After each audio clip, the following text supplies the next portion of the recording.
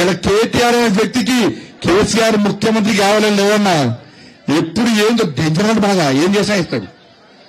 నేను అందుకే కవితగా చెప్తున్నా, ఇవాళ ఈ మొగోళ్ళు ఎవ్వరు తల్లిదండ్రులు చూసుకుంటారా? చూసుకునేది ఎవరు? ఆడలే. అందుకే మనం అమ్మవారు అంటారు.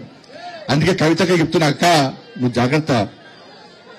మీ బావ మీద కోపంతోనో, మీ ఇంకో అన్న సంతోషం మీద కోపంతోనో, మీ అన్న మీద కోపంతోనో నువ్వు మీ అయ్యను నీ తమ్ముడు మీ అన్న ఏం చేసినా ఇస్తాడు జాగ్రత్త. అప్పుడు చూసా. ఎందుకంటే ఇప్పుడు రాగా వీడియో చూసి నేను ఇక మాగంటి గోపినాథ్ వాళ్ళ తల్లి వీడియో చూసాను. ఇలా వాళ్ళ తల్లి వచ్చి చెప్తున్నది, ఇలా నా కొడుకు చావుకు కారణం ఎవరు? కేటీఆర్ అట.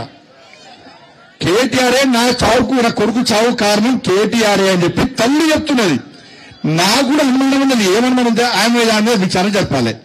అమెరికా పోయొచ్చేదానికే శవాన్ని వెంటిలేటర్ పెట్టి అట్నే పెట్టిండా, లేకుంటే సాటుపోయి వెంటిలేటర్ తీసిండా? నాకైతే అనుమానం ఉన్నది. రేవంత్ రెడ్డి నీకు రోషం పౌరుషం, నువ్వు తోపు పెట్టుకున్నా నీకు తురుకోళ్ళ పాకిస్తాన్ రక్తం నీకు పౌరుషం బాగా రేవంత్ రెడ్డి గ్రేట్గా ఫీల్ అవుతాడు అన్న. దాంట్లో అంటే ప్రవహిస్తే నువ్వు వెంటనే విచారణ జరుపు.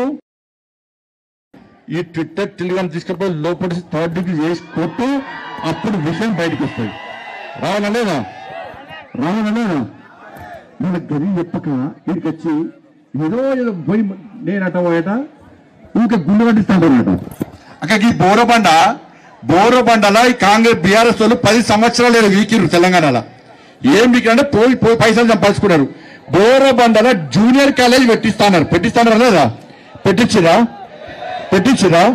ఈ బస్టాండ్ దగ్గర బస్టాండ్ చౌరస్తా మొత్తం ఇల్లు కోటి లేదా?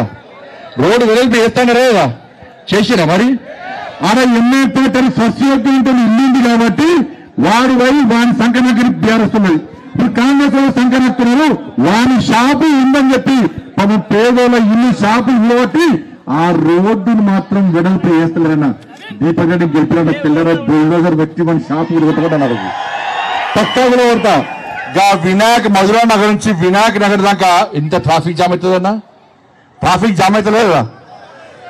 దీని గురించి మాట్లాడమంటే దాని గురించి మాట్లాడక నేనంటే గుళ్ళు కడుతున్నట్ట, వాడు సమాధులు కడుతున్నట్టాడు.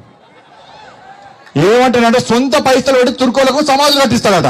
గీడ హిందువుల శ్మశాన వాటిక ఉన్నది, దానిలో నీళ్ళు లేవు, కరెంటు లేదు, దానిలో బోరింగ్ లేదు, దాని గురించి మాట్లాడాడట.